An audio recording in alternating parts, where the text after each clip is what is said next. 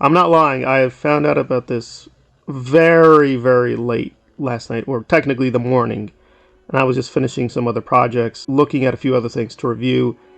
And this just came on Twitter, and I was a little puzzled because I knew Arleen's first name, but I didn't know her last name. Of course, with Batman, you want to know almost everything about the character, the performers. But with the animated series, I kind of leaned back on the performers. You can't avoid Kevin. He was so big. But even with Kevin, I really didn't get into his interviews.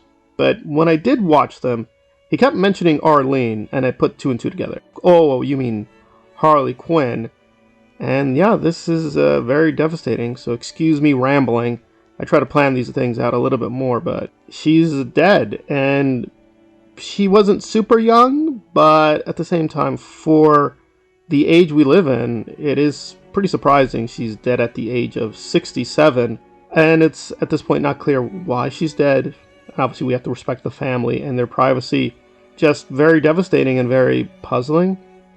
And I want to be honest, I did like Harley Quinn. I had no issues with her as a performer, and I enjoyed the Harley episodes quite a lot myself, but she was never really the main performer, even on the female side. I liked Catwoman and Poison Ivy more, but once you know more about her, it's pretty amazing. They really had no plans for Harley Quinn.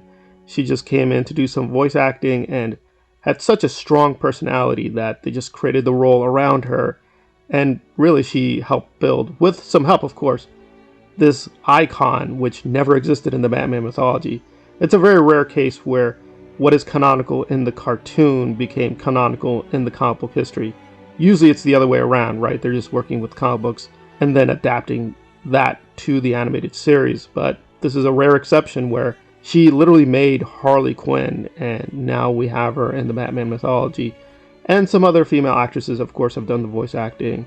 I think they've done a fairly solid job. But again, if you were a fan of the early Batman, the animated series, which I was, she was a very big part of that. So if you do not know her work, I would recommend watching the first couple seasons. I know there are some idiots who are doing this revisionism that it wasn't that good. I have some nitpicks I would have up against the animated series, but early on, no, it's rock solid. There was almost no bad episode. I can't think of any genuinely bad episode. But there comes the tragedy for me that I didn't really keep up with her later work, except for one case. She did a Superman-Batman crossover kind of special.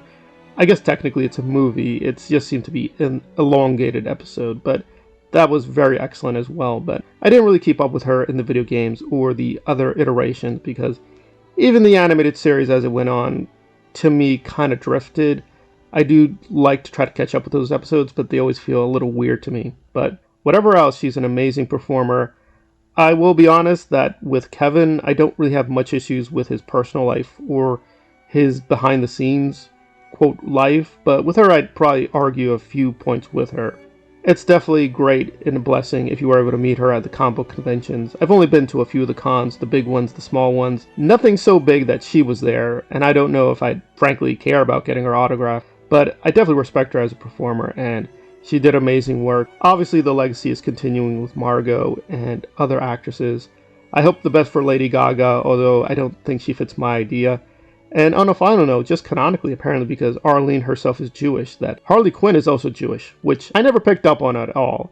I did pick up on the East Coast accent. I didn't grow up in New York, but I know a lot of people from New York. So yes, the accent felt a little exaggerated.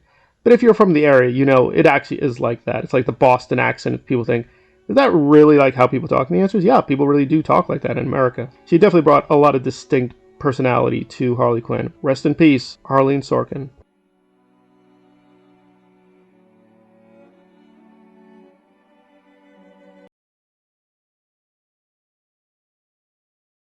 I tried to play by the rules, but no, they wouldn't let me go straight. Society is to blame.